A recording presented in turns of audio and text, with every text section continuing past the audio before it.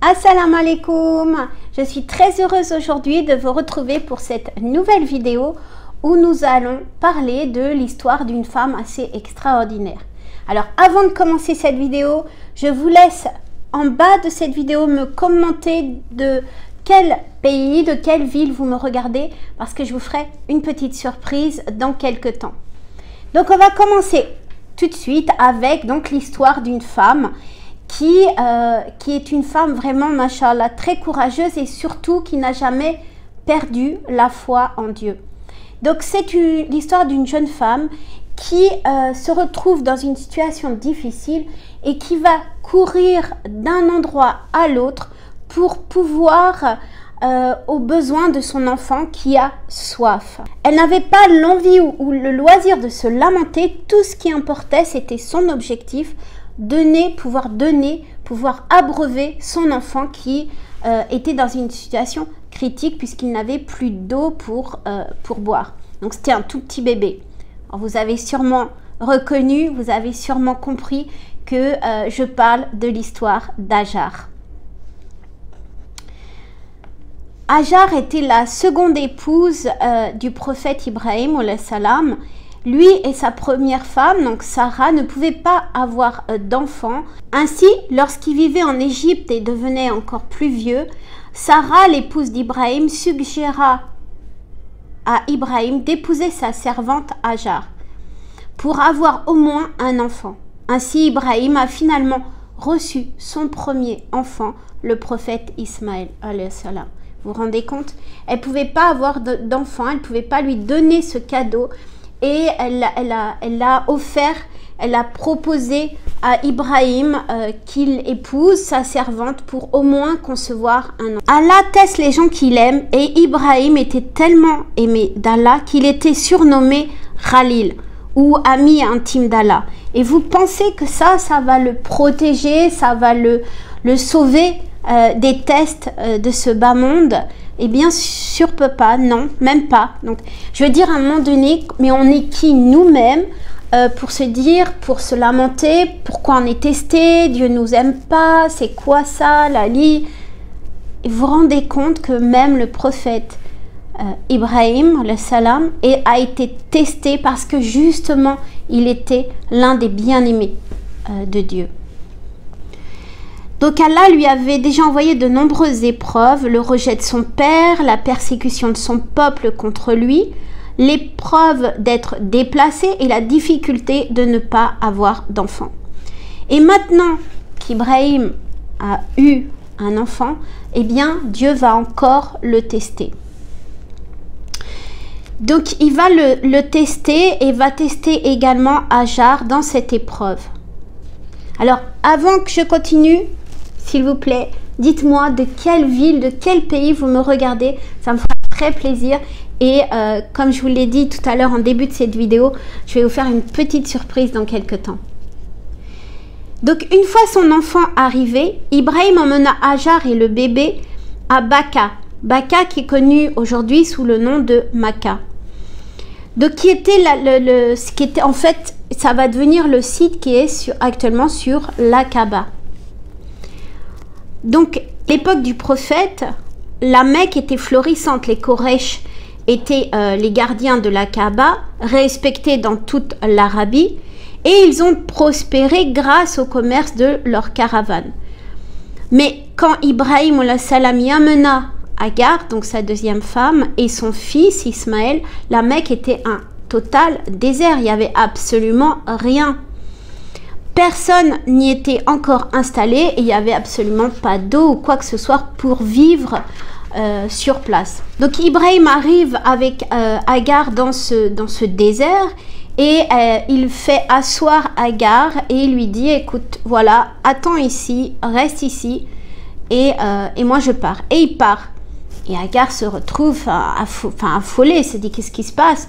Donc elle l'appelle, elle lui dit: mais où vas-tu? Qu'est-ce que tu fais? Où vas-tu? Et il répond pas. Elle redemande, elle répète plusieurs fois sa question et il continue à ne pas lui répondre. Et du coup, Agar va tout d'un coup lui demander, Ajar va lui demander: Allah t'a-t-il ordonné de le faire? Et là, Ibrahim répond oui. Et vous savez ce que Hajar va répondre? Elle va alors lui dire, alors si c'est Dieu qui te demande, qui t'a demandé, alors il ne nous négligera pas. Vous vous rendez compte la force quand même? Elle se retrouve au milieu de nulle part. Moi, si mon mari me lâche au milieu d'un champ ou je sais pas, d'une ville, qu'est-ce qu'on va faire? On est humain, on va lui dire, on va commencer pas forcément à l'insulter, mais ça sera pas loin. Et on va lui dire, mais qu'est-ce que tu fais? Tu m'abandonnes avec mon nouveau-né, tu fais quoi? Mais qui tu es pour faire ça? Enfin, on va un petit peu se laisser déborder. Je le vois sur des forums, et c'est tout à fait humain, des femmes qui se retrouvent abandonnées par leur mari avec des enfants, avec des bébés en bas âge, ça a été mon cas également, et en se disant, mais qu'est-ce qu'on va devenir? Donc mais elle pleure, elle demande à des amis des conseils, et c'est un état un petit peu de choc. Eh bien, Hajar, elle, va se remettre immédiatement entre les mains de Dieu. Elle n'aura même pas une seconde de peur, de crainte. Elle va dire, si c'est Dieu qui t'a demandé ça, eh bien, alhamdoulilah, ça veut dire qu'il va pourvoir à mes besoins. D'ailleurs, Dieu dit, et quiconque place sa confiance en Allah, alors il lui suffira. Le messager, notre prophète wa salam, a dit, si vous deviez vous fier à Allah avec confiance, grâce à lui, il pourvoirait à vos besoins comme il pourvoirait aux oiseaux. Ils sortent le matin, le ventre vide, et reviennent pleins. Donc Hajar a continué à allaiter Ismaël et à boire de l'eau que Ibrahim lui avait laissée, mais quand l'eau de l'outre fut épuisée, elle eut soif et son enfant aussi eut soif. Elle se mit donc à le regarder et à s'agiter, et évidemment en tant que mère, elle commençait à craindre pour son enfant. Donc qu'est-ce qu'elle va faire? Eh bien, elle va commencer à regarder autour d'elle qu'est-ce qu'elle peut faire, où est-ce qu'elle peut aller, et ou si elle peut voir en tout cas quelqu'un, et il n'y a absolument personne, c'est complètement désert. Donc elle descend vers Asafa, et quand elle atteint la vallée, elle a retroussé sa robe et a couru comme une personne en détresse et en difficulté, jusqu'à ce qu'elle ait traversé la vallée et atteint la montagne d'Al-Marwa, où elle ne vit personne également. Donc Hajar wa salam a couru 7 fois entre Safa et Marwa, et à chaque fois elle a fouillé le désert, elle a regardé, elle s'attendait à voir quelqu'un, elle se dit, c'est pas possible, Dieu va pas me laisser comme ça. Et donc elle va courir 7 fois cette distance pour trouver de l'aide, pour voir s'il y a quelqu'un, pour fouiller dans le sol s'il y a de l'eau, et absolument rien. Donc Hajar a continué à courir entre les deux montagnes, croyant que sa situation allait changer. Regardons-nous un instant. Regardons-nous comment nous réagissons à la moindre épreuve. Comment on va réagir si des choses comme ça nous arrivent? On va se lamenter, on va se dire, mais pourquoi nous? Mais pourquoi? Mais quelle situation je suis? Mais qu'est-ce qui m'arrive? Pourquoi Dieu m'impose ça? On va vraiment se poser des questions, et on va se lamenter. Et regardez la force qu'a Hajar. Quand Hajar courut entre les montagnes, donc 7 fois, elle entendit une voix au moment où elle se tenait sur Marwa. Donc, elle écoute, elle entend, et elle entend à nouveau cette voix, et qui lui dit, en tout cas, elle lui dit, mais tu as quelque chose, tu as quelque chose pour m'aider? Et après avoir appelé, elle a vu un ange, subhanallah, et c'est l'ange Gabriel. Et l'ange Gabriel, en fait, est en train de creuser la terre avec son talon ou son aile. Et Hajar a été étonnée de voir, une fois qu'il a creusé donc la terre, elle a été étonnée de voir de l'eau jaillir de cette terre. Et l'eau continuait à jaillir. Du coup, elle a couru vers la vallée et a commencé à pousser la terre autour de l'eau pour faire une espèce de petit bassin, et à remplir bien sûr son outre d'eau avec ses mains, mais l'eau continuait tout le temps à affluer. Et du coup, alors, tout d'un coup, elle s'est mise à dire zom, zom, ce qui veut dire en français en fait stop, stop, ou ça suffit. d'où le nom de Zamzam. Et subhanallah, imaginez-vous que jusqu'à maintenant, 5000 ans après, cette eau continue de couler. Est-ce que c'est pas un miracle? Est-ce que c'est pas quelque chose d'extraordinaire? L'eau de Zamzam, jusqu'à maintenant, 5000 ans après, malgré toutes les recherches des scientifiques, on ne sait déjà pas d'où vient cette eau, mais elle continue à donner de l'eau et les gens en profitent, les gens en boivent. Et c'est pas une eau, c'est pas une source qu'on va cacher ou garder pour que l'eau continue. Non, c'est les gens en profitent, continuent à boire cette eau et elle est toujours là à profusion. Ça m'intéresse si vous dans les commentaires, si vous avez fait des recherches, si vous avez vu des vidéos ou des sources sûres de scientifiques qui se sont intéressés à ce phénomène de la source de Zamzam, parce que c'est quelque chose quand même d'extraordinaire. Mettez-moi en commentaire avec grand plaisir, je le lirai ou je regarderai en tout cas les sources que vous me communiquerez.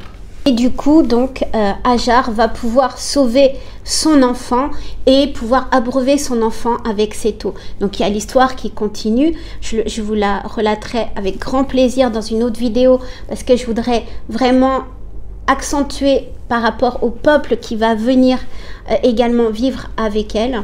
Mais avant tout, qu'est-ce qu'on peut tirer de l'histoire de Hajar? Qu'est-ce qu'on peut tirer comme leçon de cette histoire? Eh bien déjà de savoir que Allah teste tout le monde, mais en particulier il teste ceux qu'il aime. Nous n'avons aucun doute que la famille d'Ibrahim salam était aimée d'Allah, mais ils ont vécu une situation incroyablement douloureuse.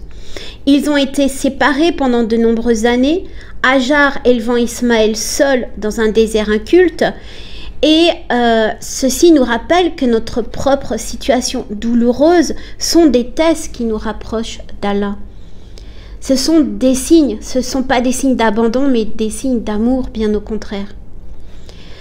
Qu'est-ce que ça nous apprend également? Eh bien, même si vous ne trouvez pas de solution, Dieu vous donnera une issue. Vous vous rappelez, dans une précédente vidéo, je parlais de Razak. C'est exactement ça. Hajar courut 7 fois entre Safa et Marwa, s'attendant à chaque fois à voir un signe dans le désert vide. Sa confiance absolue en Dieu a donné la certitude qu'il enverrait une solution. Quoi qu'il arrive, elle était certaine et elle a obtenu cette solution. Et enfin, ça nous enseigne que la confiance qu'on place en Dieu, ça ne nous empêche pas, même si on place une confiance en Dieu, ça ne nous empêche pas de faire des efforts. Je l'ai toujours dit dans d'autres précédentes vidéos. Parce que regardez, Hajar, oui, elle a placé sa confiance en Dieu, elle avait aucun doute, mais ça ne l'a pas empêché d'aller faire les allers-retours, d'aller marcher, d'aller chercher de l'eau par elle-même. Et Dieu ensuite l'a aidée. Donc, quelquefois, on a tendance à se dire, en restant dans le canapé, ça va venir tout seul.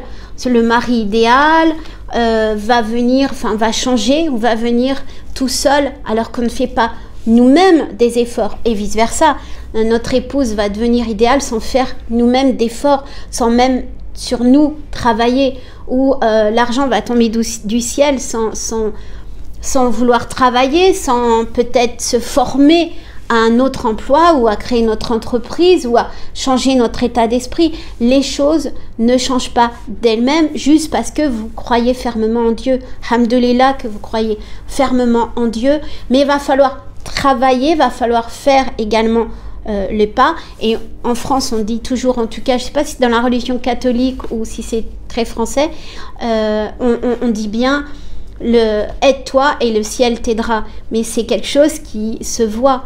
Vous voyez, avec l'exemple d'Hajar et avec l'exemple de bien d'autres personnes, il faut absolument vous mettre en action et placer sa confiance en Dieu, et ensuite Dieu va pourvoir.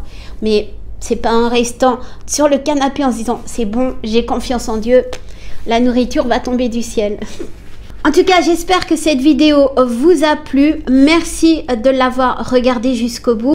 Merci de vos likes, merci de partager à vos amis si ça peut leur donner un petit peu d'espoir ou renforcer leur foi. Alhamdoulilah, ça sera vraiment ce que je vous demande, ce qui me récompensera le plus. Je vous dis à très vite pour une nouvelle vidéo et que Dieu vous garde en attendant. Ciao, ciao.